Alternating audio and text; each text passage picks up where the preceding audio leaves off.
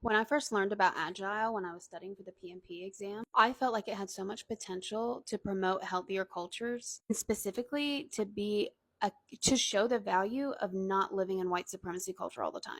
I know you're new here, so you may want to check out my culture frameworks on some of the facets of white supremacy culture. So I've made several videos about this over the last few months, and you have to look past just the names. So, for example, people always get their panties in a wad over a sense of urgency over here on the left here. And they're like, oh no, what is wrong with being proactive? That's not being proactive. A sense of urgency is when things are always an emergency all the time. Nothing's ever planned ahead. There's no time to stop and pause for quality. There's no time to think about how the decisions will impact the people involved, etc. That's a sense of urgency.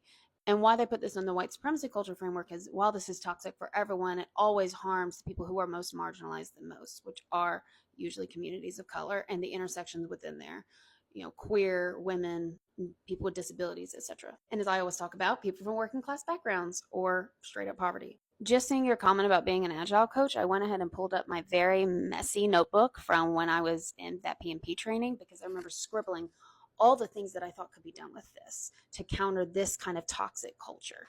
Or not even that could be done, but it was like to explain the value of it.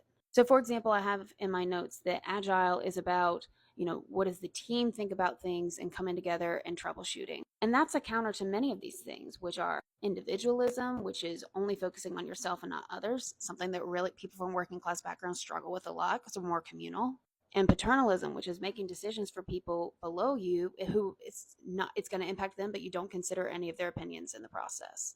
Very not Agile. And we already talked about sense of urgency, and there is still a focus on quality in Agile and how you need to focus on getting a good product and something that's usable soon and not just something that can be discarded or something that appears to be good. And why there is strict time boxing in Agile, which is typically a more Eurocentric, in parts of Europe, Eurocentric trait, the point of it is to also not burn out employees, which is not often considered in especially corporate America. And that can tie to things here too, like that progress isn't always going for bigger and more. Sometimes it's looking at keeping things sustainable or making sure the quality is good, which again, quality instead of quantity. I'm curious to hear if anybody's had positive or negative experiences with Agile and if any of my hypotheses